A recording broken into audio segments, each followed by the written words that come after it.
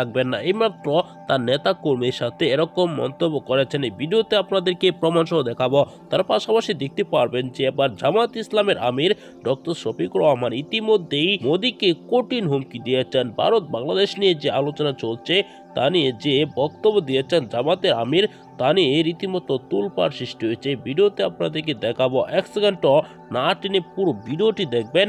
চ্যানেলে নতুন হলে সাবস্ক্রাইব করে রাখবেন, একটি লাইক করে পুরো ভিডিওটি দেখতে থাকুন। গত কয়েকদিন যাবৎ ধরে বাংলাদেশের বিষয় নিয়ে একের পর এক নাক গলাচ্ছে ভারত। বাংলাদেশ দখল করার ষড়যন্ত্র করছে তারা। ইতিমধ্যে এই প্ল্যান পাস হয়েছে। আপনারা জানেন, বাংলাদেশে ঢুকে পড়তে চেয়েছিলেন ইন্ডিয়ার উগ্রবাদী হিন্দুরা। তাদেরকে শেখ হাসিনা টাকা খাওয়াইয়ে ইতিমধ্যেই বাংলাদেশের বিষয় নিয়ে ষড়যন্ত্র করার জন্য তিনি আহ্বান জানিয়েছেন। ডক্টর ইউনূস এবার কঠিন অ্যাকশনে গিয়েছেন। সেজন্যই রীতিমতো বিপদে আছেন শেখ হাসিনা ও নরেন্দ্র মোদী। ইতিমধ্যে আপনারা দেখেছেন কিভাবে ডক্টর ইউনূসের চাইলে হেরে গিয়েছেন নরেন্দ্র মোদী। দর্শক, বাংলাদেশের বিষয় নিয়ে একের পর এক না গলিয়ে রীতিমতো আতঙ্কে পড়ে গিয়েছেন।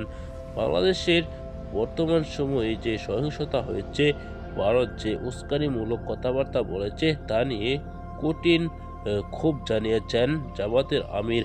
এমনকি অন্য অন্য দলের নেতা কর্মীরা আজকে ডক্টর ইউনূসের সাথে বৈঠক করে তারা এই কঠিন বার্তা দিয়েছেন। ইতিমধ্যেই এই বার্তার পর ভারত অনেকটাই ছোট হয়ে কথা বলছে।